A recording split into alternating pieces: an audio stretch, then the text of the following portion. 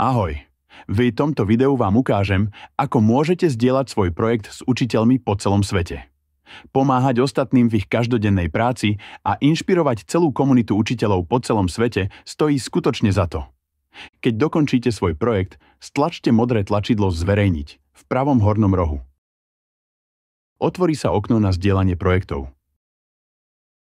Vľavo sa zobrazí dlaždica vášho projektu, ktorá sa zobrazí v hlavnej knižnici. Dlaždica sa upraví podľa informácií, ktoré zadáte do políčok vpravo.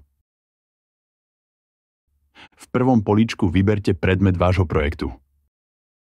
Potom, ak ste tak zatiaľ neurobili, napíšte názov projektu. Mal by byť čo najkratší, aby ho druhí ľahko našli. Potom vyberte časť hodiny, na ktorú sa projekt najviac hodí. Môžete ho priradiť k ľubovoľnému počtu častí. Do popisu uveďte viac informácií o projekte. Môžete tu uviesť čokoľvek, od prehľadu obsahu cez nápady na prispôsobenie až po návrhy, kedy počas školského roka tento zdroj použiť.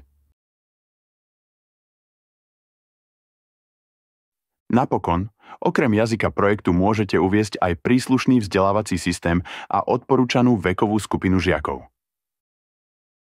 Skontrolujte, či sú všetky informácie správne a kliknite na Zverejniť.